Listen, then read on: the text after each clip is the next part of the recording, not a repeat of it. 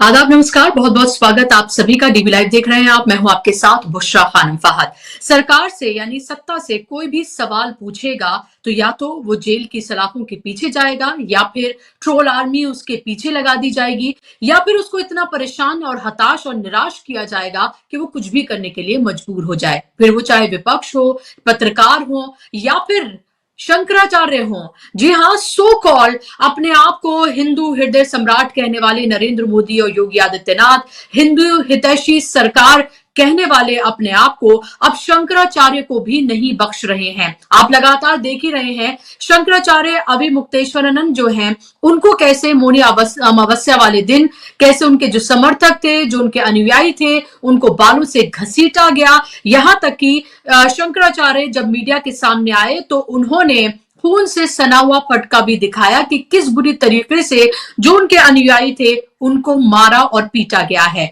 अब ये मामला बेहद तूल पकड़ता हुआ जा रहा है। कल भी कांग्रेस ने इसको लेकर प्रेस कॉन्फ्रेंस की थी और आज भी कांग्रेस ने इसको लेकर प्रेस कॉन्फ्रेंस की है।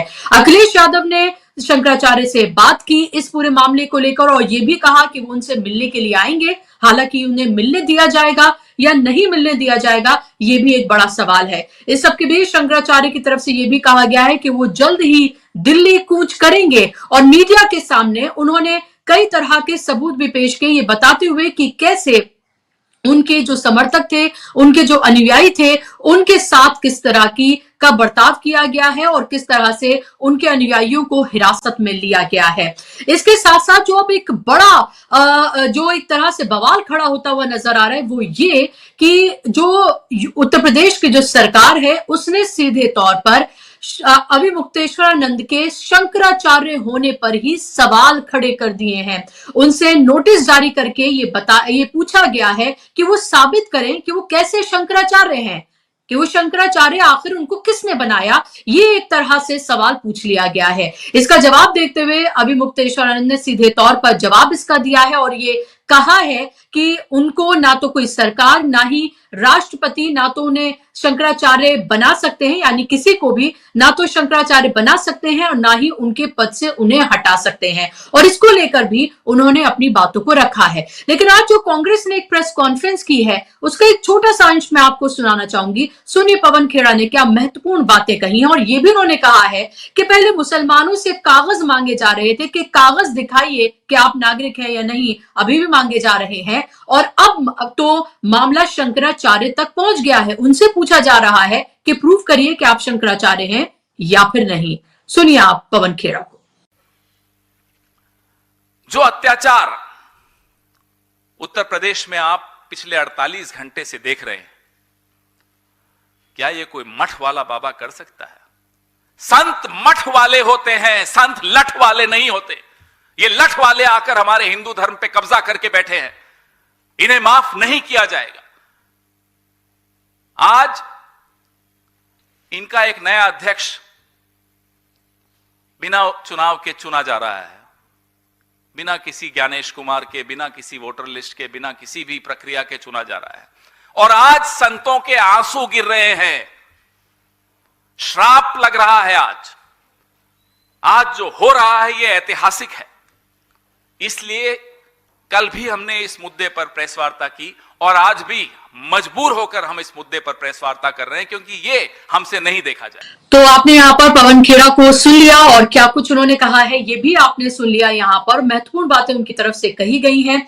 इसके अलावा सवाल ये भी उठ रहा है कि एक तरफ जिस तरह से शंकराचार्य के साथ जो कुछ हो रहा है वो आप देख ही रहे हैं, दूसरी तरफ जिस तरह से मुसलमानों के साथ लगातार अलग अलग जगहों पर उनकी लिंचिंग की जा रही है, उनको कहीं पर भी उनको खड़ा करके उनसे सवाल पूछ लिया जाता है, जय श्री राम के नारे उनसे लगवाए जा रहे हैं, ये सब कुछ हो रहा है। ऐसा लग रहा है कि इस देश में कानून व्यवस्था नाम की कोई चीज रह ही नहीं गई है। दूसरी तरफ नरेंद्र मोदी की तस्वीरें मैं आपको दिखाऊंगी, अगर तैयार हूं तो टीम दिखाए कि कैसे नरेंद्र मोदी यूएई के जो प्रेसिडेंट हैं उनको बाकायदा तौर पर तमाम प्रोटोकॉल तोड़कर उनको रिसीव करने के लिए जाते हैं। वो सिर्फ 1.5 घंटे के लिए यहां पर आते हैं, उनसे झप्पियां वो पाते हैं। और शेख बिन जायद जो हैं यूएई के जो प्रेसिडेंट हैं, तो एक तरफ मुसलमान जो कि अपने देश में है कि मुसलमान है, उनके साथ क्या हो रहा है, और शेखों के साथ किस तरह से मिला जा रहा है। ये भी आप एक इस सरकार का दोगला जो रवैया है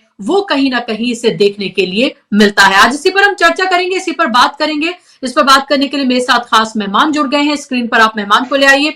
मेरे साथ आप देख सकते हैं इंडिपेंडेंट एनालिस्ट सिद्धार्थ शर्मा जी मेरे साथ जुड़ गए हैं। सिद्धार्थ जी, बहुत बहुत स्वागत आपका कार्यक्रम में। और सिद्धार्थ जी जो है वो शंकराचार्य जी से दीक्षा भी उन्होंने प्राप्त की है, यानी कि उनसे उन्होंने शिक्षा और दीक्षा जो है वो ली हुई है। तो इन तमाम मामलों पर वो एक तरह से बेहतरीन तरीके से अपनी बात को रख पाएंगे। सिद्धार्थ जी, पहला सवाल मेरा आपसे ये, और जो सवाल पवन खेड़ा ने भी पूछा है कि पहले कागज मुसलमानों से पूछे जा रहे थे कि कागज दिखाइए, अब तो शंकराचार्य अविमुक्तेश्वरानंद से पूछ लिया गया है कि साबित करिए कि आप शंकराचार्य हैं या फिर नहीं। कहां पहुंच गया है ये देश? अब तक तो ये कहा जा रहा था कि भाई 80 और 20 की बात की जा रही थी। शंकराचार्य तो 80% में ही आते हैं ना। देखिए, ये मामला ये केवल शंकराचार्य जी का नहीं है। आप अगर यही सवाल गांधी जी के बारे में पूछिए कि गांधी जी को राष्ट्रपिता किसने बनाया, कोई कागज दिखाइए, तो कोई कागज भी नहीं दिखा सकता है। तो इस तरह की बातें या भारत जो हमारे हिंदू धर्म में जो दशावतार हैं, विष्णु जी का हम लोग कहते हैं 10 अवतार लिए थे। कभी वो कूर्म अवतार में आए थे, कभी वो राम जी के अवतार में आए थे, कभी बुद्ध के अवतार में आए थे। तो उनको, राम जी को भगवान का सर्टिफिकेट किसी तीसरे आदमी ने तो नहीं दिया था। तो इस तरह की बातें, ये सब बचकानी बातें हैं। उसके पीछे एक कारण है। हमको एक चीज ध्यान में रखना है। आपने मेरा परिचय देते समय कहा कि मैं शंकराचार्य जी के द्वारा दीक्षित हूँ। सही में हूँ, क्योंकि आप भारत में अगर किसी भी पंडित परिवार में आप पैदा होते हैं तो किसी न किसी आप संप्रदाय से संबंधित होते हैं। तो आपका परिवार, क्योंकि आप किसी एक परिवार में आप पैदा होते हैं, आपकी विचारधारा कुछ भी हो, आप जिस परिवार में पैदा होते हैं उस संप्रदाय के गुरु होते हैं, और उस गुरु से आपको किसी एक उम्र में जाके उनसे दीक्षा लेनी होती है। वो एक नियम होता है। तो उस नियम के तहत हम भी जिस संप्रदाय से आते हैं उस संप्रदाय में जो पुरी के शंकराचार्य जी हैं, वर्तमान शंकराचार्य जी, उनसे हमें दीक्षा मिली हुई है। हम वो एक स्वाभाविक प्रक्रिया है, और वो हर धार्मिक व्यक्ति, उसमें भी खास करके भारत में अगर हम पंडित परिवार से हैं तो वो होता है। दूसरी बात, जिस तरह से ये घटनाक्रम चल रहा है उसमें एक चीज सभी लोगों को भारत में ध्यान में रखना चाहिए कि भारत में लोकप्रिय सज्जनों को जनता संत मानती है, उनको कोई सर्टिफिकेट नहीं देता। उनके साथ कोई भी लोकप्रिय और अगर सज्जन व्यक्ति है, जनता उसको संत मानती है, तो उसके साथ बदतमीजी होगी तो जनता उसको बर्दाश्त नहीं करती है। चाहे गांधी जी हों, चाहे वो जयप्रकाश हों, चाहे स्वामी करपात्री जी हों, चाहे अन्ना हजारे हों, किसी के साथ अगर वो व्यक्ति लोकप्रिय है और सज्जन है, बाकी उसकी विचारधारा कुछ भी रहे, कोई उसको ये नहीं पूछ रहा है कि तुम्हारी विचारधारा क्या है। जनता के मन में अगर वो व्यक्ति सज्जन है और लोकप्रिय है, इसका मतलब जनता उसको संत मानती है, क्योंकि उसकी अपने जीवन में उसका कोई अपना उद्देश्य नहीं होता, वो कोई अपनी संपत्ति नहीं बना रहा होता है। तो आप कितना भी इसमें विवाद, जितना अगर सरकार खड़ा करने की कोशिश करेगी तो ये गलत हो जाएगा, क्योंकि सीधी सीधी बात यह है कि शंकराचार्य की जो भारत में परंपरा है वो 1200 साल पुरानी परंपरा है। भारत में जो राजनीति है उससे भी कई गुना पुरानी। भारत को आजाद हुए अभी तक 75 साल हुए हैं, उससे भी पुरानी भारत में शंकराचार्य की परंपरा है। आदि शंकराचार्य 1200 साल पहले जब पूरे भारत में उन्होंने भ्रमण किया था, वो केवल भारत में भ्रमण नहीं किए थे, वो आज के अफगानिस्तान के कंदहार तक गए थे। हमें पता है कि इसमें क्या कहते हैं, श्रीनगर में, जम्मू कश्मीर के श्रीनगर में भी उनका एक मंदिर है। तो वो पूरे भारत में उन्होंने जब भ्रमण किया, उसके बाद उन्होंने 4 अपने मठ बनाए, और वो 4 मठ बनाए। एक मठ गुजरात के द्वारका में बनाया, एक उत्तर भारत में बद्रीनाथ में बनाया, एक उड़ीसा के पुरी में बनाया, एक सबसे दक्षिण का जो है वो कर्नाटक के श्रृंगेरी में बनाया। और अपने ही जीवन काल में आदि शंकराचार्य ने उन 4 मठों में अपने अपने एक शिष्य को बना दिया कि वो इसके बाद शंकराचार्य होंगे। तो शंकराचार्य को हिंदू धर्म में, जो शंकराचार्य जी को मानने वाले सीधे सीधे भगवान शंकर का साक्षात रूप मानते हैं। वहां पर वो व्यक्ति प्रमुख नहीं होता है, वो एक पद होता है, और वो पद जो होता है वो कोई काम करने के बाद अपनी आपको हिंदू धर्म की जानकारी जब हो जाती है, कम से कम आप वेद, उपनिषद और गीता, इन तीनों के ऊपर जब आप एक भाष्य लिखते हैं, भाष्य मतलब समरी, वेद का मतलब 4 वेद, उपनिषद का मतलब 108 उपनिषद और एक गीता, तो कुल मिला के आप करीब करीब 115 किताबें, ग्रंथों का जब आप अध्ययन करते हैं और उसका एक समरी बनाते हैं, तब जाके आप शंकराचार्य बनने के काबिल बनते हैं। इसका मतलब ये नहीं कि हर व्यक्ति जिसने बनाया है वो शंकराचार्य बन गया है, कम से कम इतना मिनिमम रिक्वायरमेंट होता है। तब जाके वो शंकराचार्य बनते हैं। और पिछले 1200 साल से इन चारों जगहों पर एक अक्षुण्ण परंपरा, बिना अक्षुण्ण मतलब ये लिंक कभी टूटा नहीं है। भारत में इस बीच में चाहे मुगल आए हों, चाहे इस बीच में अंग्रेज आए हों, चाहे इस बीच में भारत आजाद हुआ हो, लेकिन ये चार शंकराचार्यों की जो परंपरा है ये हमेशा से चलती हुई आई है। इस तरह से इस शंकराचार्य के साथ जो एक अभी मुक्तेश्वरानंद जी हैं, इनके साथ या इनके भक्तों के साथ जिस तरह का भी शासन ने बर्ताव किया है, वो किसी भी हिंदू के लिए वो पचने वाली बात नहीं है, क्योंकि वो एक सज्जन व्यक्ति हैं और वो एक लोकप्रिय व्यक्ति हैं। उनके साथ आप उनको पूछिएगा कि आप सर्टिफिकेट दिखाओ, तो आप कहां से सर्टिफिकेट दिखाएंगे कि महात्मा गांधी जी को राष्ट्रपिता कहा गया था, उनके पास क्या कौन सा सर्टिफिकेट है? तो इस तरह का सर्टिफिकेट वगैरह मांगना, इस तरह की ये काम करेंगे तो मेरे ख्याल से भाजपा की सरकार को और थोड़ा सा जो जिस दिक्कत में वो गई हुई है वो दिक्कत बढ़ रही है। और ये दिक्कत भाजपा की खुद की बनाई हुई है, क्योंकि सीधी सीधी बात है, हम लोग जिस समय ये ले रहे थे, दीक्षा ले रहे थे, तब हम लोगों को एक चीज बताई गई थी और वो चीज मैं आपको बता देता हूँ। हिंदू धर्म में हमें कहा गया था कि धर्म के 10 लक्षण होते हैं, जिसको हम कहते हैं कि बहुत हिंदू धर्म के 10 लक्षण होते हैं। धृति, क्षमा, दम, अस्तेय, शौचम, इंद्रिय निग्रह, धी, विद्या, सत्यम, अक्रोधो, दशकम, धर्म लक्षणम। मतलब अगर सामान्य हिंदी में कहे कि कोई भी किसी भी व्यक्ति को धीरज रखना चाहिए, उसको दूसरे लोगों को माफ करना चाहिए, अपने ऊपर कंट्रोल रखना चाहिए, किसी दूसरे चीजों का, आपकी चीज का लोभ मुझे नहीं होना चाहिए, आपके पास कोई कलम है, आपके पास कोई घड़ी है, वो मुझे मतलब चोरी नहीं करना चाहिए, अच्छे साफ सफाई से अपने जीवन को चलाना चाहिए, इच्छाएं कम रखनी चाहिए, बुद्धि पर भरोसा रखना चाहिए, भावना पर भरोसा नहीं बुद्धि पर भरोसा रखना चाहिए, ज्ञान अर्जित करना चाहिए, सच्चाई पर चलना चाहिए और गुस्सा नहीं होना चाहिए। ये 10 लक्षण बताए गए हैं धर्म में। इसमें सबसे मजेदार बात यह है कि कहीं पर भी भगवान या उपासना पद्धति का नाम नहीं है। ये 10 लक्षण में कहीं भी भगवान को मानो ये नहीं कहा गया है और भगवान को इस तरह से उपासना करो ये भी नहीं कहा गया है। अब इसकी तुलना कीजिए आज के वर्तमान भाजपा से। भगवान और भगवान की उपासना ही तो वो सबसे ज्यादा प्रचार कर रही है। तो सबसे फंडामेंटली दिक्कत ये आ रही है कि बीजेपी का जो पूरा का पूरा नैरेटिव है वो हिंदू धर्म के जो सिद्धांत है उसके अनुकूल नहीं बैठ रहा है। और क्योंकि वो इसीलिए नहीं बैठ रहा है क्योंकि एक सामान्य सा नियम होता है कि धूर्तता हमेशा लंगड़ी होती है, इसीलिए वो हमेशा शराफत के कंधे पर ही चढ़ती है। शरीफ दिखना चोर की एक सबसे बड़ी मजबूरी होती है। इसीलिए रावण जब आया था सीता जी का हरण करने तो अपने असली रूप में 10 सर और 20 हाथ लेके नहीं आया था, वो एक साधु के भेष में आया था। तो ये जो साधु के भेष में आते हैं लोग, तो भाजपा के साथ मजबूरी है कि वो कहीं पर भी वो धार्मिक, भाजपा मेरे ख्याल से कोई भी गलतफहमी में न रहे कि भाजपा कोई धार्मिक पार्टी है। वो धर्म को केवल बेचती है ताकि वो सत्ता में बनी रहे।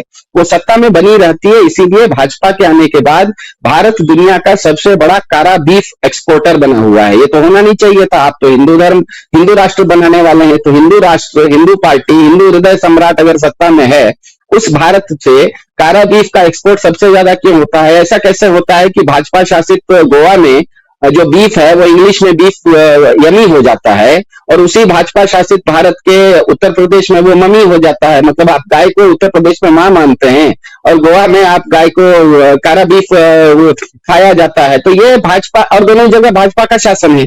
तो ये जो भाजपा का पूरा पाखंड है, मेरे ख्याल से शंकराचार्य अभी मुक्तेश्वरानंद जी के मामले में ये पूरा का पूरा इनका पाखंड बाहर आ गया। इनको नोएडा के वो जो इंजीनियर पानी में बह रहा था ना, फंसा हुआ था, उसको पानी से घसीट के बाहर निकालना था, इन्होंने शंकराचार्य को ही घसीट दिया। तो इसका मतलब ही यह है कि भाजपा, आज की वर्तमान भाजपा पूरी तरह से, मेरे ख्याल से उसको सरकार कहना गलत होगा, ये गिरोह है और वो गिरोह सत्ता में रहने के लिए कुछ भी, किसी भी तरह के हथकंडों का इस्तेमाल करने के लिए वो तैयार है। क्योंकि 2024 के लोकसभा चुनाव में उसको पता लग गया। आप थोड़ा सा याद कीजिए, 2024 के लोकसभा चुनाव से 2-2.5 महीना पहले, जिस समय 2024 का नया साल शुरू हुआ था, संक्रांति खत्म हुई थी, इन्होंने कितने बड़े जोर शोर से उद्घाटन वगैरह किया था अयोध्या में। इनको लगा था कि उसके चलते पूरा भारत बहाव में आ जाएगा, लेकिन 3 महीने बाद, 4 महीने बाद जो चुनाव के नतीजे निकले, उसमें इन्होंने देखा कि अयोध्या हो या चित्रकूट हो या रामेश्वरम हो, जहां जहां ये जो रामचंद्र जी पैदल चल के गए थे, वो सब चुनाव तो ये हार गए। इसका मतलब उनको समझ में आ गया भाजपा को कि अब वो लोकप्रिय नहीं रही, अब वो लोकप्रियता के बल पर ये चुनाव अब नहीं जीत सकते, जनता इनको वोट नहीं करेगी।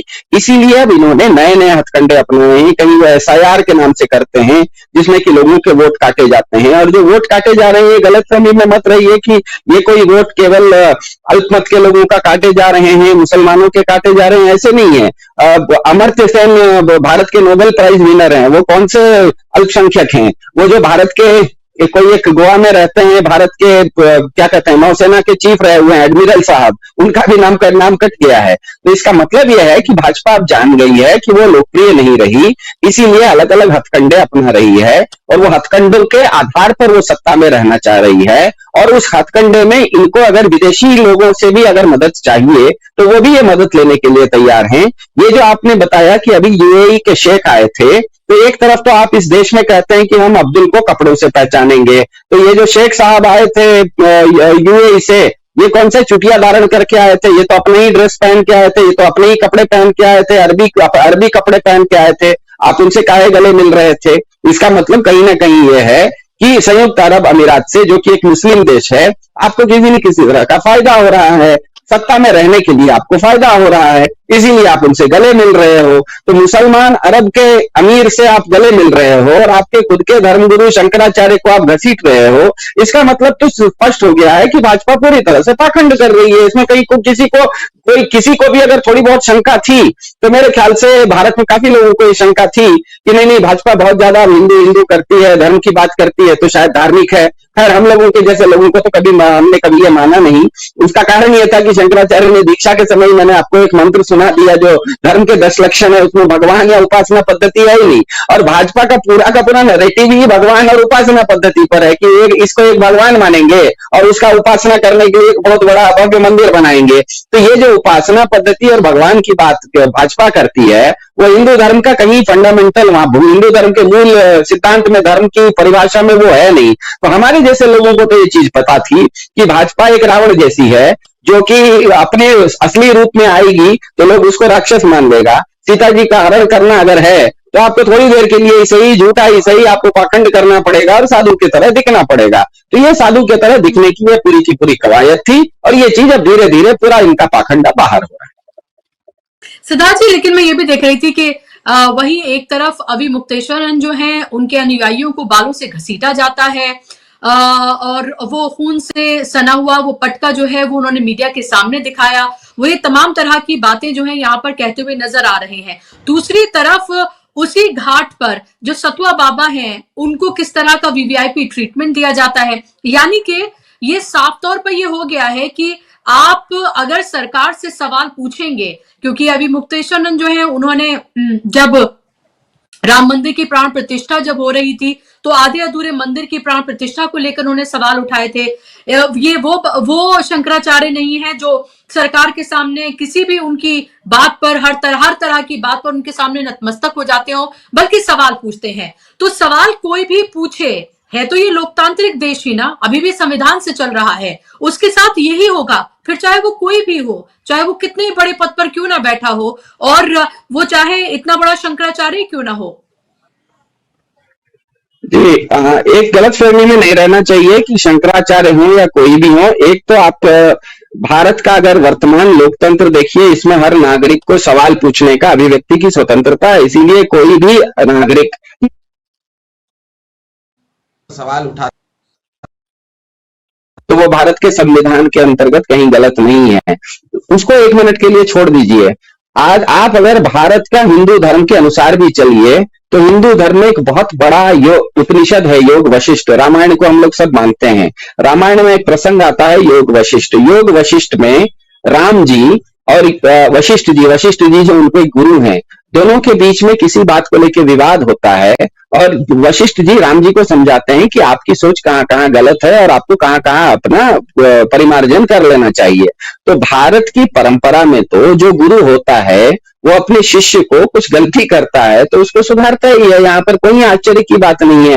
तो अगर अभिमुक्तेश्वरानंद जी शंकराचार्य के नाते शासन व्यवस्था को, सत्ता पक्ष को बताते हैं कि आपके यहाँ पर खामियां हैं, मुख्य रूप से जो शंकराचार्य जी, चारों शंकराचार्य के बारे में मैं ये बात कर रहा हूँ, केवल अभिमुक्तेश्वरानंद जी के बारे में नहीं कह रहा हूँ, चारों शंकराचार्य जी के बाकी विषयों के बारे में नहीं कह रहा हूँ। एक विषय पर चारों लोगों की सहमति है कि भारत को ये जो गोमांस है या कारा बीफ है इसके धंधे से बाहर हाथ खींच लेना चाहिए, ये चीज नहीं करनी चाहिए। और ये चीज चारों शंकराचार्य कहते हैं। और ये चीज अगर वो कभी कभी सार्वजनिक मंच पर अगर भाजपा सरकार को वो आलोचना करते हैं कि आप अगर अपने आप को हिंदू सरकार कह रहे हैं, हिंदुत्ववादी कह रहे हैं, तो आपके राज्य में इस तरह का चीज कैसे हो रही है? आपका जब राज चल रहा है तो आपके राज्य में कारा बीफ का एक्सपोर्ट ज्यादा कैसे हो रहा है? तो आप उसको गलत कैसे कह सकते हैं? वो तो आपके धर्म गुरु हैं, उनके पास वो कोई आपको दंड तो नहीं दे रहे हैं, उनके पास तो कोई पुलिस है नहीं, वो केवल आपसे सवाल पूछेंगे और आपकी आलोचना करेंगे। तो अगर आप अपनी आलोचना को भी, अपने गुरु की भी आलोचना को आप स्वीकार नहीं कर रहे हैं, तो ये तो ऐसा ही कहना हुआ कि क्लास में हम भी बच्चे थे, क्लास में पढ़ते थे, तो हमारे गुरुजी कुछ गलत करते थे तो बताते थे कि तुम ये चीज ठीक से नहीं कर रहे हो, ठीक से करो। हर महीने हमारा जो प्रश्न पत्र होता था वो एक पेपर देते थे, वो जांचने के बाद बोलते थे कि तुमको 100 में से 70 नंबर ही आए, इसका मतलब 30 नंबर कटे हैं। होगी तो हमारे गुरु मेरी आवाज आ रही है? जी जी, अभी आ रही है। सिद्धार्थ जी, मैं जोड़ भी दूं इसमें एक सवाल मेरा आपसे ये है कि जो अभी मुक्तेश्वरानंद जी के साथ जो हो रहा है और जो हमने मणिकर्णिका घाट पर जो होते हुए देखा रेनोवेशन के नाम पर, फिर कह दिया गया कि ये तो एआई जनरेटेड तस्वीरें हैं, और फिर उसके बाद एफआईआर तक कराई गई लोगों के ऊपर, और अब जो अभी मुक्तेश्वरानंद जी के साथ जो हो रहा है, क्या वाकई में इससे हिंदू सेंटिमेंट क्या किसी भी तरीके से हर्ट हो रहा है, या फिर भक्ति काल में भक्ति इतनी ज्यादा सर चढ़ कर बोल रही है कि हर चीज को जस्टिफाई किया जा सकता है? क्योंकि देखिए, एक तरफ तो यह है कि मुसलमानों को सबक सिखाया जा रहा है, अब्दुल को टाइट किया जा रहा है, उससे हो सकता है कि एक वर्ग बहुत खुश हो रहा हो और हो रहा है, और हम चारों तरफ पिछले 2-3 महीने से तो एक तरह से बाढ़ सी आ गई इस तरह की वीडियोस की। उड़ीसा से 2-3 वीडियोस आई है जहां बाकायदा तौर पर लिंच किया जा रहा है, मार दिया जा रहा है, या फिर अधमरा कर दिया जा रहा है। तो इस सब को आप कैसे देख रहे हैं? क्या एक तरफ ये जो हो रहा है और दूसरी तरफ ये हो रहा है, जो 80% की बात की जा रही है, वो 80% इसको किस तरह से देख रहा है? देखिए, फिर से मैं कह रहा हूं, भाजपा जो बोलती है उस पर मत जाइए, क्योंकि भाजपा अलग अलग समय पर लोगों को भावनात्मक रूप से, फिर से मैं कह रहा हूं, आप रावण जब सीता जी को हरण करने आता है तब वो जो भगवान का नाम लेता है, तो उसको आप भगवान का नाम वो क्यों ले रहा है मत पूछिए, क्योंकि वो असल में भगवान का नाम नहीं ले रहा होता है, वो सीता जी का हरण करने के लिए साजिश रच रहा होता है। तो भाजपा जो बोलती है उसको एक घड़ी के लिए छोड़ दीजिए, वो अलग अलग समय पर लोगों को भावनात्मक रूप से बरगलाने के लिए कुछ कुछ बोलती है। भाजपा की कृति देखिए, भाजपा की कृति कहीं पर भी हमें नहीं दिख रही है कि हिंदू धर्म के अनुकूल चल रही हो, ऐसा तो हमें दिख नहीं रहा है। हिंदू धर्म के अगर अनुकूल चलती तो हिंदू धर्म में तो सबसे बड़ी बात है, जैसे मैंने अभी आपको कहा 10 लक्षण है, उसमें तो क्रोध नहीं करना है। तो अगर आप क्रोध नहीं करना है तो आपको किसी से क्या गिला शिकवा आपको किसी से क्या कैसे हो सकता है? आप अब्दुल को टाइट करने की बात कैसे कर सकते हैं? एक आचार्य विनोबा भावे जी थे, भारत के बहुत बड़े संत थे, अभी ज्यादा साल नहीं हुआ है, अभी 20-30 साल 40 साल पहले ही गुजरे, उनको भारत रत्न भी मिला हुआ था। उन्होंने तो यहाँ तक कहा कि हिंदू का जो परिभाषा है, उसकी संस्कृत की जो परिभाषा है, उसका मतलब ही होता है हिंसया दूयते चित्तम तेन हिंदुरतीरतः, मतलब जो दिल से हिंसा नहीं करता है वही हिंदू होता है। हिंदू का मतलब जो हिंसा का त्याग करता है वो हिंदू होता है, और हिंसा का त्याग हिंदू धर्म में है ही। इसीलिए आप देखिए, ये चीज तो ऐसी बात मैं बोल रहा हूँ जो कि भाजपा भी बार बार बोलती है। भाजपा भी बार बार बोलती है कि हमारा देश ऐसा है, हमने किसी दूसरे देश के ऊपर आक्रमण नहीं किया, बाकी देशों ने हमारे ऊपर आक्रमण किया और हमने किसी देश पर आक्रमण। तो आप जब आक्रामक, आपकी नीति ही नहीं रही, जीव आपके सिद्धांत में कहीं आक्रामकता है ही नहीं, तो आपकी आक्रामकता न तो किसी दूसरे देश पे हो सकती है, ना आपके पड़ोसी अब्दुल पे हो सकती है। अगर आपके अंदर आक्रामकता है, चाहे वो दूसरे देश के ऊपर हो, चाहे आपके पड़ोसी अब्दुल के ऊपर हो, तब तो फिर आपका सिद्धांत, आपने ही खुद अपने सिद्धांत को तिलांजलि दे दी। या तो आप जो बातें कर रहे हैं, जो आप नारे दे रहे हैं, वो केवल और केवल लोगों को बरगलाने के लिए दे रहे हैं। इसीलिए मेरे ख्याल से ये एक इंग्लिश में कहा जाता है, कभी कभी घर में एक होता है ना दूसरा जी, एक चौखट होता है। चौखट एक छोटी सी चीज होती है, लेकिन उसके एक कदम इधर आप घर के अंदर होते हैं और एक कदम उधर घर के बाहर होते हैं।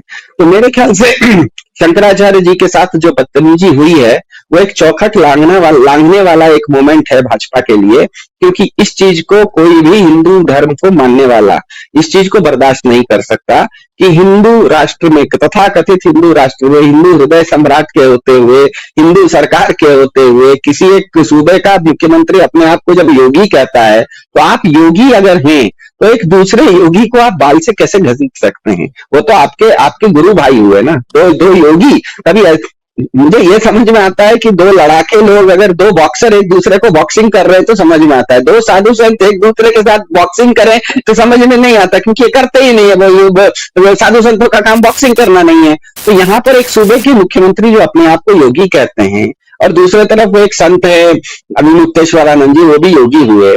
तो एक योगी दूसरे अपने प्रशासन को उसके प्रशासन में, उसके राज्य में एक दूसरे योगी की बाल खींच के घसीटा गया। मुझे नहीं लगता है कि हिंदू धर्म को कोई भी मानने वाला कोई भी व्यक्ति होगा वो इस चीज को भले हो सकता है वो भाजपा का बहुत बड़ा फैन हो, इसीलिए इस बात को थोड़ा सा, जिसको कहते हैं ना एक कड़वी घूंट पी के वो चुप भले रह जाए, लेकिन वो इसका समर्थन तो नहीं कर सकता कि हाँ ये ठीक हुआ, इस तरह की चीज होनी चाहिए। अंदर अंदर उसको काफी दर्द होगा, क्योंकि ये स्वाभाविक है कि अगर ये जो आपके गुरुजी के साथ जिस गुरु ने आपको दीक्षा दी थी, उनका अगर बाल घसीट के खींचा गया है तो कल मेरा भी नंबर आ सकता है। तो मेरे ख्याल से अब ये एक वाटरशेड मोमेंट है, ये एक चौखट लांघने वाला मोमेंट है। इंग्लिश में से कहते हैं क्रॉसिंग द रूबिकॉन, मतलब एक जगह होती है जिसके इस तरफ अंधेरा होता है, उस तरफ प्रकाश होता है। मेरे ख्याल से भारत की हिंदू जनता, जिसको आप 80% बोल रहे हैं, उन लोगों के लिए ये जो मोमेंट है, ये जो घटना है, ये काफी बड़ा अंदर से हिलाने वाला है। एक बहुत बड़ा मोहभंग मेरे ख्याल से हो रहा है। वो आने वाले समय में ये मोहभंग धीरे धीरे लोगों के अंदर दिखेगा, और ज्यादा तो दिख चुका है। मेरे ख्याल से हमारा ये मानना कि लोगों के अंदर मोहभंग होगा, ये थोड़ी सी गलतफहमी है। 2014 के लोकसभा चुनाव ने बता दिया कि काफी हद तक मोहभंग हो गया था। होता यह है कि भाजपा को ये बहुत जल्दी समझ में आ गया, भाजपा एक संगठन प्रधान इकाई है, संगठन का काम ही होता है, कोई भी संगठन, दुनिया में कोई भी संगठन हो, उसका एकमात्र चरित्र होता है किसी भी तरह से सत्ता अपने हाथ में बनाए रखे। संगठन का एक ही उद्देश्य होता है, संगठन का उद्देश्य ही होता है सत्ता प्राप्ति। और इस संगठन को अगर सत्ता प्राप्ति हो गई है तो अब उस संगठन को अपने हाथ में बनाए रखने के लिए वो साम दाम दंड भेद सबका इस्तेमाल करेंगे। उदाहरण के लिए कल देखिए, इन्होंने अपना एक अध्यक्ष चुना, बहुत अच्छी बात है, इन्होंने एक नया अध्यक्ष चुना, लेकिन उसका चुनाव होते हुए तो हमने देखा नहीं, एक ही आदमी था, दूसरा कोई उसके सामने नाम भी नहीं भर सका। इसका मतलब क्या है? ये संगठन सत्ता अध्यक्ष पद को तो बहुत महत्वपूर्ण मानता है, लेकिन उस अध्यक्ष पद के लिए दूसरा कोई दावेदार आके खड़ा हो जाए उसको बर्दाश्त नहीं करता। और ये कोई नई चीज नहीं हुई है, 2014 के एमपी आज लोकसभा हुए हैं, कैसे चुने हुए हैं भाई? वोट तो पड़ा ही नहीं। तो भाजपा अपने आप में, क्योंकि एक संगठन प्रधान इकाई है, तो इसीलिए मैं बार बार कहता हूं कि भाजपा को मैं अब सरकार नहीं मान रहा हूं, वो एक गिरोह है, और वो गिरोह जो है वो सत्ता में किसी तरह से उसके हाथ में सत्ता आ गई है, जिसको कि एक साधारण भाषा में कहा जाए तो ये कहते हैं ना कि बिल्ली के भाग से छीका फूट गया। तो 2014 में अगर बिल्ली के भाग से छीका फूट गया, अब मुझे बताइए वो जितना फैला हुआ दूध है, जब तक वो बिल्ली पूरा दूध चाटेगी नहीं तब तक वो जगह छोड़ेगी नहीं। तो वो ये दूध चाटने का ये पूरा का पूरा कवायद कर रही है, उसको पता है। लास्ट सवाल आपसे मेरा सवाल यही है कि ये सब कुछ जो हो रहा है, चाहे वो मणिकर्णिका घाट पे जो हो रहा है, अभी मुक्तेश्वरानंद जी के साथ जो हो रहा है, इसके अलावा देश में भी जो कुछ हो रहा है, ऐसा लग रहा है बीजेपी को इन तमाम चीजों से कोई फर्क नहीं पड़ता। वो एक अलग तरह के अपने मूड में, किसी को एआई जनरेटेड बता सकती है, किसी को भी झूठा, किसी से भी सर्टिफिकेट मांग सकती है। आने वाले वक्त में 5 राज्यों में चुनाव हैं, और बीजेपी के लिए कुछ मायने रखता है तो चुनाव में जीत और हार और सत्ता में बने रहना। क्या ये मुद्दे इतने बड़े हो सकते हैं कि आने वाले इलेक्शन में इसका कोई असर हो, या फिर आपको लगता है कि बीजेपी ने अपनी तमाम चीजें इस तरह से सेट कर ली हैं कि अब जनता नहीं चुन रही कि कौन सरकार होगी, बल्कि एक पार्टी चुन रही है कि आप उसके वोटर होंगे या फिर नहीं? जी, अब आने वाले समय में भारत में जिस तरह के चुनाव वाले हैं, उसमें नहीं लगता है कि भाजपा के खिलाफ जनता चुनाव लड़ेगी। और जब जनता चुनाव लड़ती है तो आप उसका आउटकम, जो उसका नतीजा है, वो बोल नहीं सकते। कभी कभी जनता जब कोई चीज चाह जाती है तो 2-4 घंटे के अंदर मामला इधर के उधर हो जाता है। हम देखे श्रीलंका में क्या हुआ, हमने देखा बांग्लादेश में क्या हुआ, हमने हाल फिलहाल में नेपाल में देखा। नेपाल की जनता सड़क पे आई और 48 घंटे के अंदर वहां का चुनाव आयोग बैठा रहा और उन लोगों ने दुनिया भर के कोई ऐप को लेके अपना नया प्रधानमंत्री भी चुन दिया है, वोटिंग भी करवा दी उन्होंने। तो मेरे ख्याल से होता यह है कि भाजपा को लगता है कि ये जो जनता का आक्रोश है या जनता का जो मूड है वो एक मेरे ख्याल से ज्वालामुखी जैसा होता है। वो फटता तो है लेकिन उसका किसी पूर्वानुमान लगाना कि इतनी तारीख को इतने बजे फटेगा बोल नहीं सकते। ज्वालामुखी फटने से 1 मिनट पहले भी आपको नोटिस नहीं देता कि 1 मिनट बाद फटने वाला हूं, लेकिन फटता है वो जरूर। तो मेरे ख्याल से भाजपा वो ज्वालामुखी को का पूर्वानुमान लगा के ज्वालामुखी के आसपास पानी वानी गिरा के सोच रही है कि ज्वालामुखी को मैं कंट्रोल कर लूंगी, लेकिन वो कंट्रोल होता नहीं है।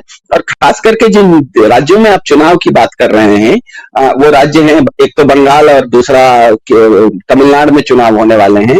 तो अभी हाल फिलहाल में जो चुनाव हुए थे, सबसे ताजा चुनाव परसों महाराष्ट्र में चुनाव हुए थे, उस चुनाव का नतीजा देखिए तो भाजपा को केवल 32% वोट है, 57% वोट वहां के क्षेत्रीय दलों को है।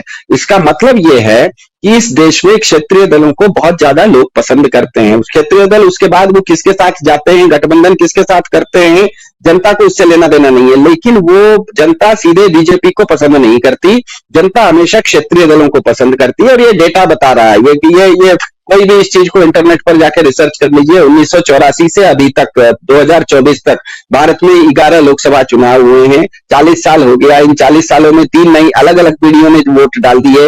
1984 में मेरे माँ बाप वोट डालते थे, मैं नहीं डालता था। आज की तारीख में मेरे माँ बाप भी वोट डाल रहे हैं, मैं भी डाल रहा हूं, मेरे बच्चे भी बड़े हो गए, वो भी डाल रहे हैं। तो 3 पीढ़ियों ने वोट किया है। 40 साल में 12 लोकसभा चुनाव हो चुके।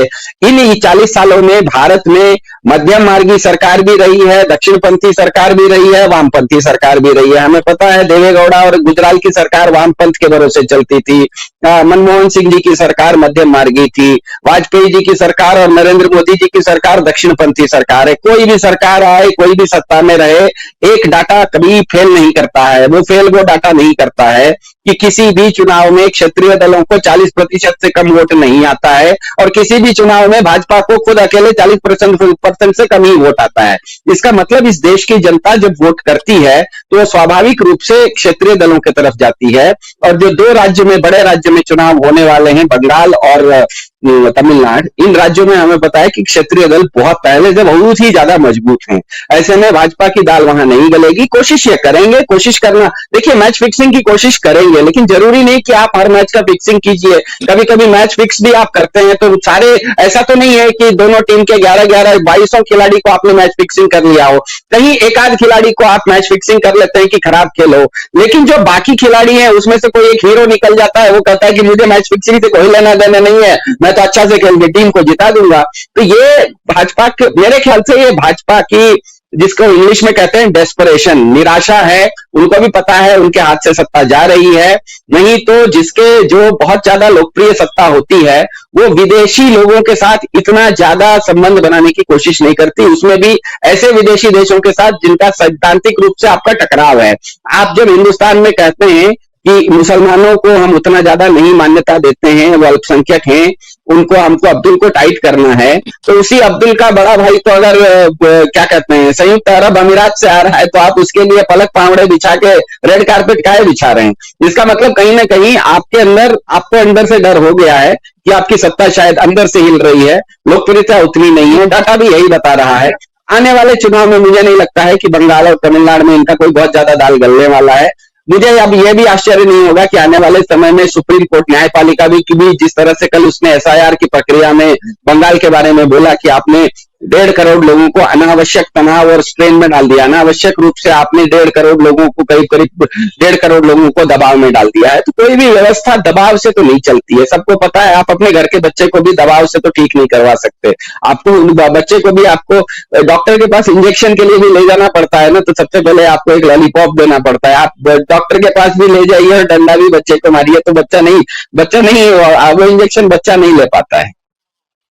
जी बिल्कुल। मैं अंतिम एक बात बोल देता हूँ, एक सीधा सा अंतर, बस इतना सा जान लीजिए दर्शक डीडी लाइव के, कि भाजपा इस देश की जनता को प्रजा मानती है। एक होता है लोकतंत्र, लोकतंत्र में हम लोगों को मानते हैं, लोक को माना जाता है, लेकिन भाजपा इस देश की जनता को लोक नहीं मानती, वो प्रजा मानती है। प्रजा क्या होती है? राजा जो चाहता है उसके अनुसार प्रजा चलती है। लोकतंत्र में होता यह है कि लोक जैसा चाहता है तंत्र वैसा चलता है। इन्होंने यहां पर ऐसा कर दिया कि लोक से ज्यादा मजबूत तंत्र को कर दिया। अब वो जो तंत्र है उसने लोकतंत्र को ठोक तंत्र बना दिया। इसका मतलब भाजपा इस देश के 140 करोड़ लोगों को कहीं पर भी इस देश की नागरिक नहीं मानती, वो प्रजा मानती है। नागरिक अगर मानते हैं तो आप नागरिक को, नागरिक की राय को, नागरिक की भलाई को, नागरिक के जो विचार हैं उनको आप रिस्पेक्ट करते हैं, उनका आप आदर करते हैं। प्रजा अगर आप अपने आप को राजा और दूसरे को प्रजा मानते हैं तो आपका मानना है कि जैसे मेरे घर में मैंने एक कुत्ता पाल के रखा हुआ है, जब मैं चाहता हूं तब उसको रोटी देता हूं, जब नहीं चाहता हूं नहीं देता हूं। मुझे पता है कि वो कुत्ता कहीं जाने वाला नहीं है। तो जो पुरानी परंपरा थी या पुरानी राजशाही थी उसमें आप अपने आप को राजा मानते थे और बाकी लोगों को प्रजा मानते थे। लोकतंत्र में राजा और प्रजा नहीं होता, नागरिक होता है और नागरिक की सेवा करने के लिए सरकार होती है। भाजपा के अनुसार वो राजा है, इस देश के बाकी 140 करोड़ लोग प्रजा हैं। तो कभी वो 20% की बात करेगी और कभी जो 80% है उन्हीं के ऊपर ये भस्मासुर है। ऐसे भस्मासुर है कि सबसे पहले जो जिस शिवजी ने भस्मासुर को वरदान दिया था, भस्मासुर सबसे पहले उन्हीं को निगलने चला था। तो मुझे आश्चर्य नहीं हो रहा है कि इन्होंने जिस तरह से अभी मुक्तेश्वरानंद जी के साथ व्यवहार किया है वैसा ये व्यवहार दूसरे अलग जो बाकी 80% हिंदू हैं या इनके खुद के वोटर है उनको भी इस तरह से परेशान करे तो मुझे आश्चर्य नहीं होगा। जी बिल्कुल। और ये देखना बेहद महत्वपूर्ण होगा कि आने वाले दिन किस तरह से अनफोल्ड होते हैं। लेकिन ये जरूर है जिस तरह की परिस्थितियां देश में फिलहाल बनी हुई हैं वो बेहद चिंताजनक जरूर हैं। बहुत बहुत शुक्रिया सिद्धार्थ जी आपका कार्यक्रम का हिस्सा बनने के लिए।